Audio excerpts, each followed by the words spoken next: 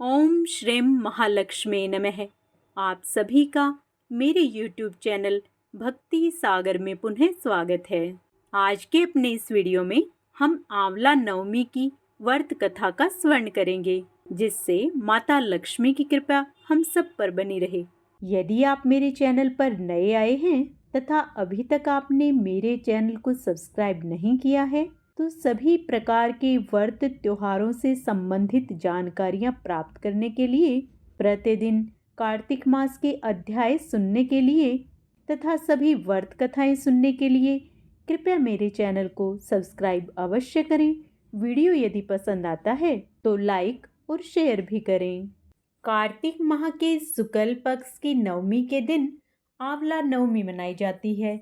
इसे अक्षय नवमी भी कहा जाता है, क्योंकि इस दिन किया गया कोई भी शुभ कार्य अक्षय फल देने वाला होता है, अर्थात इसके शुभ फल में कभी कमी नहीं आती। माना जाता है कि इस दिन आंवले के वृक्ष की पूजा करके उसके नीचे बैठकर भोजन करने से आयु आरोग्य की प्राप्ति होती है। इस दिन आंवले के फल का सेवन भी करना चाहिए। आंवला नवमी के महत्व और पूजा विधि के बारे में हम अपने पिछले वीडियो में बता चुके हैं। आंवला नवमी की पूर्ण जानकारी प्राप्त करने के लिए कृपया आप उसे भी देखें। आइए अब हम आंवला नवमी की कथा सुनते हैं। एक राजा था, उसका प्रण था वह रोजाना 1.25 मन आंवले दान करके ही खाना खाता था। इससे उसका नाम आंवलिया राजा पड़ गया। एक दिन उसके बेटे बहू ने सोचा कि राजा इतने सारे आंवले रोजाना दान करते हैं, इस प्रकार तो एक दिन सारा खजाना ही खाली हो जाएगा। इसलिए बेटे ने राजा से कहा कि उसे इस तरह दान करना बंद कर देना चाहिए। बेटे की बात सुनकर राजा को बहुत दुख हुआ और राजा रानी महल छोड़कर बियाबान जंगल में जाकर बैठ गए। राजा रानी आंवला दान नहीं कर पाए और प्रण के कारण कुछ खाया भी नहीं।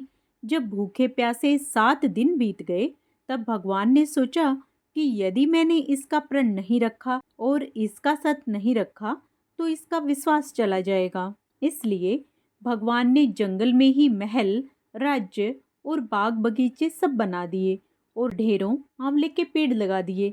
सुबह राजा रानी उठे तो देखा कि जंगल में उनके राज्य से भी दुगना बड़ा राज्य बसा हुआ है। राजा रानी से कहने लगे, रानी देख, कहते हैं सत मत छोड़।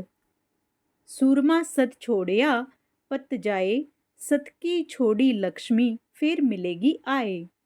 आओ नहा धोकर आंवले दान करें और भोजन करें। राजा रानी ने आंवले दान करके खाना खाया और खुशी खुशी जंगल में रहने लगे। उधर आंवला देवता का अपमान करने व माता पिता से बुरा व्यवहार करने के कारण बहू बेटे के बुरे दिन आ गए। राज्य दुश्मनों ने छीन लिया, दाने दाने को मोहताज हो गए और काम ढूंढते हुए अपने पिताजी के राज्य में आ पहुंचे। उनके हालात इतने बिगड़े हुए थे कि पिता ने उन्हें बिना पहचाने ही काम पर रख लिया। बेटे बहू सोच भी नहीं सकते थे कि उनके माता पिता इतने बड़े राज्य के मालिक भी हो सकते हैं, सो उन्होंने भी अपने माता पिता को नहीं पहचाना। एक दिन बहू ने सास के बाल गूंथते समय उनकी पीठ पर मस्सा देखा। उसे यह सोचकर रोना आने लगा कि ऐसा मस्सा मेरी सास का भी था। हमने ये सोचकर उन्हें आंवले दान करने से रोका था कि हमारा धन नष्ट हो जाएगा। आज वे लोग न जाने कहाँ होंगे। यह सोचकर बहू को रोना आने लगा और आंसू टपक टपक कर सास की पीठ पर गिरने लगे। रानी ने तुरंत पलटकर देखा और पूछा कि तू क्यों रो रही है। उसने बताया, आपकी पीठ जैसा मस्सा मेरी सास की पीठ पर भी था। हमने उन्हें आंवले दान करने से मना कर दिया था, इसलिए वे घर छोड़कर कहीं चले गए। तब रानी ने उन्हें पहचान लिया, सारा हाल पूछा और अपना हाल बताया। अपने बेटे बहू को समझाया कि दान करने से धन कम नहीं होता बल्कि बढ़ता है। बेटे बहू भी अब सुख से राजा रानी के साथ रहने लगे। हे भगवान, जैसा राजा रानी का सत रखा वैसा सबका सत रखना, कहते सुनने सारे परिवार को सुखी रखना। आंवला नवमी की एक अन्य कथा के अनुसार एक बार जगत गुरु आदि शंकराचार्य भिक्षा मांगने एक कुटिया के सामने रुके। वहाँ एक बूढ़ी औरत रहती थी जो अत्यंत गरीबी और दयनीय स्थिति में थी। शंकराचार्य की आवाज़ सुनकर वह बूढ़ी औरत बाहर आई। उसके हाथ में एक सूखा आंवला था। वह बोली, महात्मन, मेरे पास इस सूखे आंवले के सिवाय कुछ नहीं है जो आपको भिक्षा में दे सकूं। शंकराचार्य को उसकी स्थिति पर दया आ गई और उन्होंने उसी समय उसकी मदद करने का प्रण लिया। उन्होंने अपनी आंखें बंद की और मंत्र रूपी 22 श्लोक बोले। ये 22 श्लोक कनकधारा स्त्रोत के श्लोक थे। इससे प्रसन्न होकर माता लक्ष्मी ने उन्हें दिव्य दर्शन दिए और कहा कि शंकराचार्य, इस औरत ने अपने पूर्व जन्म में कोई भी वस्तु दान नहीं की। यह अत्यंत कंजूस थी और मजबूरीवश कभी किसी को कुछ देना ही पड़ जाए तो यह बुरे मन से दान करती थी। इसलिए इस जन्म में इसकी यह हालत हुई है। यह अपने कर्मों का फल भोग रही है, इसलिए मैं इसकी कोई सहायता नहीं कर सकती। शंकराचार्य ने देवी लक्ष्मी की बात सुनकर कहा, हे महालक्ष्मी, इसने पूर्व जन्म में अवश्य दान धर्म नहीं किया है, लेकिन इस जन्म में इसने पूर्ण श्रद्धा से मुझे यह सूखा आंवला भेंट किया है। इसके घर में कुछ नहीं होते हुए भी इसने यह मुझे सौंप दिया। इस समय इसके पास यही सबसे बड़ी पूंजी है। क्या इतना भेंट करना पर्याप्त नहीं है? शंकराचार्य की इस बात से देवी लक्ष्मी प्रसन्न हुई और उसी समय गरीब बुढ़िया की कुटिया में स्वर्ण के आंवलों की वर्षा कर दी। व्रत का पूर्ण लाभ पाने के लिए आइए अब माता लक्ष्मी की आरती करें। ओम जय लक्ष्मी माता, मैया जय लक्ष्मी माता, तुमको निस दिन सेवत हरे विष्णु विधाता। ओम जय लक्ष्मी माता, उमा रमा ब्रह्माणी, तुम ही जग माता,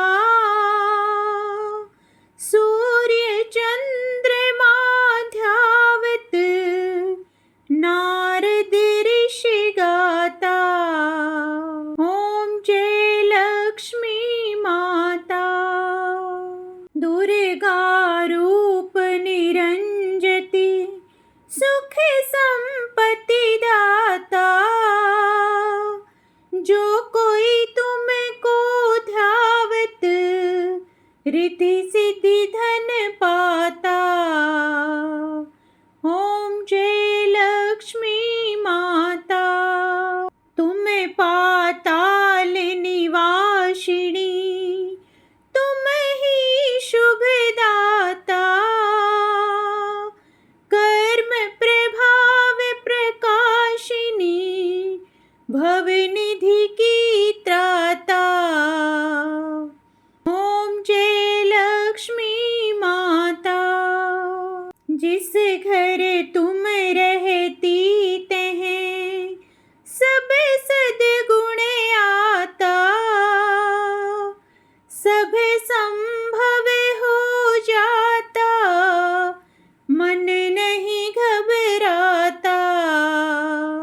ओम जय लक्ष्मी माता, तुम बिन यज्ञ न होते, वस्त्र न हो पाता,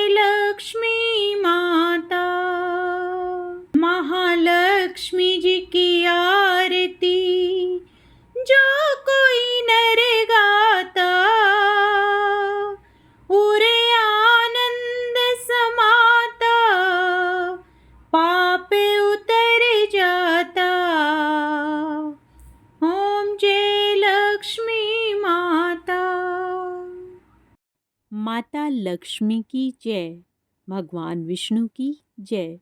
कमेंट में जय माँ लक्ष्मी अवश्य लिखें।